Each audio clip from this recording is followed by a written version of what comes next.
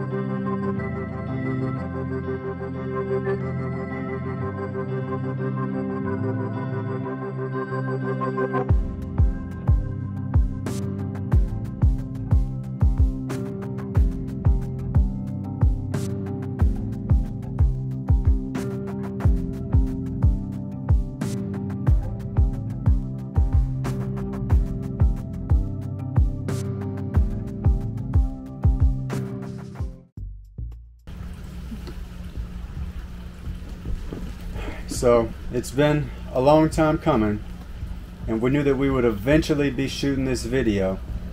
Well, the day has finally come. I know that our video sort of fell off a little bit as we were in the boatyard in Key West, and then, you know, we've kind of slowly chugged along since then. So we figured you all deserve an explanation as to why that was. Well, here it is. We've been pretty busy working to prep the boat to get it ready to sell. And in fact, that was really our main goal when we left Key West, was to get the boat back here, get it ready to sell by the new year. Yeah, so once 2021 rolled around, we were finally ready to put the boat up for sale. and we got it listed towards the end of January. And since then we've been in like sales mode. We've had phone calls, text messages, the showings, the negotiations, the cleaning for the showings, which kept us busy for a couple of months really. But we knew eventually the hard work would pay off, and after having a deal or two fall through, we got connected with the right buyers, and once it was under contract, we were pretty much just pushing harder than ever to finish up all of our incomplete projects and tighten up some of the things that we hadn't gotten to leading up to the survey. Yeah. For some reason, I don't know, we were kind of worried about the survey, just because, I mean, you know, who knows what type of things that a surveyor may find. But the day went really well, and there were no major issues that uncovered. It was a pretty good day. But with the survey behind us, there was a list of recommendations and repairs, but no major red flags. So the buyers decided that they wanted to move forward with the boat transaction. So we've then spent the last few weeks coordinating everything involved with the sale, changing ownership. We did hire a closing agency to manage the escrow and do the heavy lifting with the transaction as far as title transfers, paperwork, but it still felt like we did our share with signing our lives away on all of these documents and whatnot. So we officially closed 2 days ago. Woo!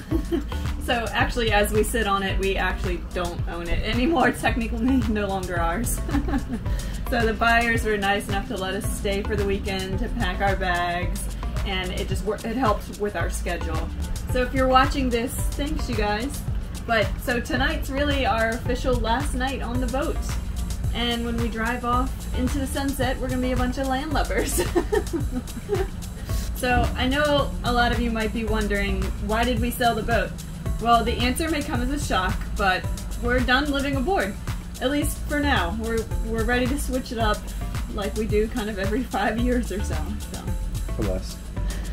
But you know, when we bought this boat, the intent was to just live on it while we worked full time, and we figured we would use it here and there as we saw fit, and we did just that. Tiff was given the opportunity to work remotely for the job that she's been with, so we took advantage of that and we headed to Key West to live. I left the boat brokerage that I was with and just drove Uber, so I had flexibility, and that was great. But it was in Key West, pre-pandemic, when we decided that we kind of wanted to move in a different direction. I felt like it's taken us a year to truly figure out what that direction was, and we're still not all the way there. But what we have found is that we love the Keys, and we could stay there the rest of our lives. So, I mean, we were thinking about, you know, buying a house or buying land there, but we decided that as much as we like it, there's still so much that we want to do and so much that we want to see. Yeah, I mean, we pretty much didn't want to lock ourselves down to one place yet, no matter how cool it is, like the Keys. But we desire a little more variety and adventure in our life, so not just here and there like the past. So while a boat can certainly do that, and this boat was great for how we used it, I don't think it would fit into the future mold, because we also want a more simple life, and living on a boat like this, whether you're just cruising or staying put, is just not simple.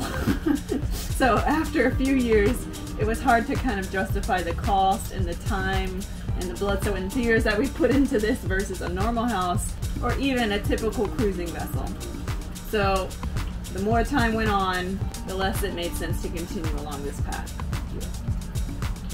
We think that we want to try to find a way to work less or at least remotely for a longer period, but the maintenance and the fuel bill for this boat pretty much requires us to work.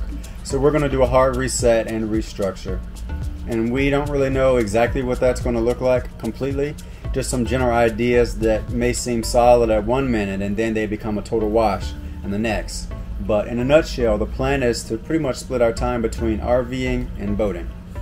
We're also planning to get us an actual home base of our own so that we can give our friend back her garage and have the ability to store both a boat and an RV to eliminate a marina or a storage lot whenever we're not using one.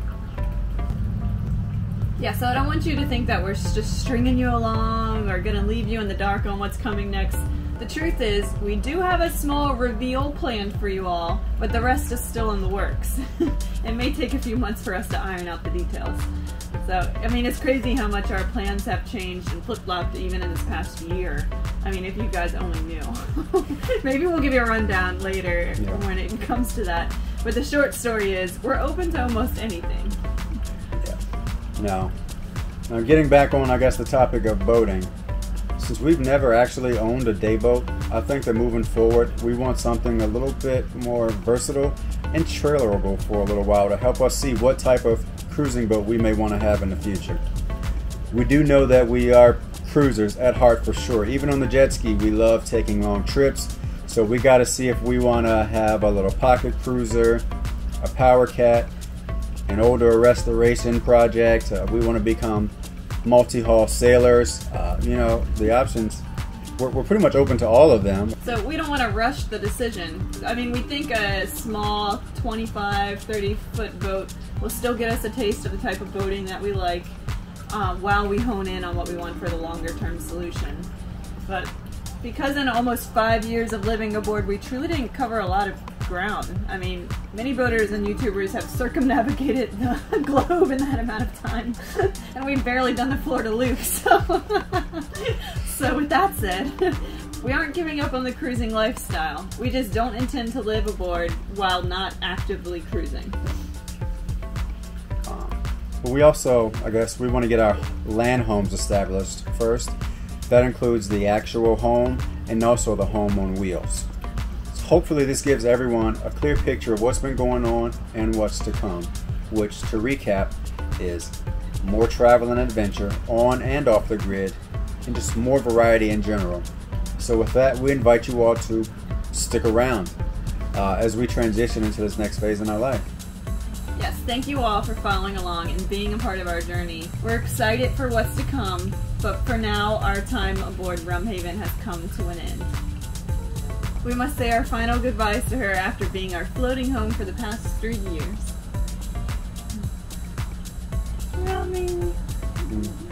One more thing. I just wanted to give everybody a more recent update. The footage you watched was about 11 months old, and if you follow us on social media, then you know what our small reveal is. It's even made a cameo in a few of our recent YouTube videos. So we're wrapping up a 12-week Florida shakedown in our tiny home on wheels.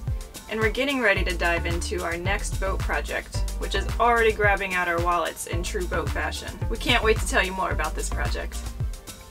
So the plan is to park the Campulance and work on the trailer trawler, cruise it around for a little bit before we head out of the state on a much longer road trip. We've got 2 more Sea Ray videos coming for you. Then we're going to jump into the conversion build, which is going to roll into our camping adventures.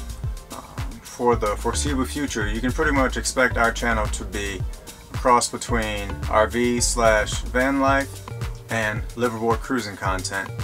Even though we don't live on a boat anymore, we will live on the Sea Dory while we're out cruising on it. And I also have a few intense, untold liveaboard stories from our time living on the water that I'm going to eventually start releasing on YouTube. So that's what you're going to expect from us. You can keep an eye out for that because we've got lots more coming your way. So that's all we got for now. We'll catch you next time, or even better, maybe we'll catch you out there in the wild. Peace.